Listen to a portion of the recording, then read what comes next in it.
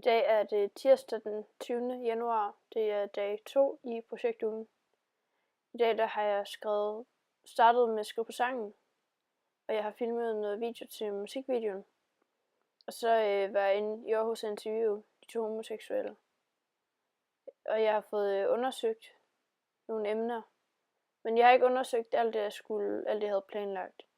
Til gengæld så har jeg nået at ordne noget i dag, som jeg først skulle ordne i morgen.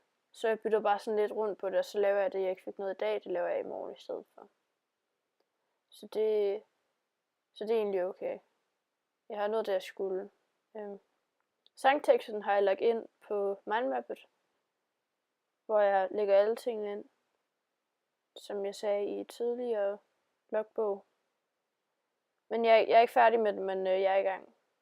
Jeg har omkvædet og det, der kommer før omkvædet. Og jeg har fået lyden ind på logbogen. Det brugte jeg meget tid på faktisk i dag. Jeg tror, jeg brugte sådan 2 timer. Så det er jeg ikke helt tilfreds med. Jeg vil gerne have noget andet i stedet for bare at sidde og prøve at ordne logbogen. Men nu har jeg fundet ud af, hvordan man gør. I morgen der skal jeg videre på sangen. Og jeg skal filme noget med video, så regner jeg med at redigere lidt video måske.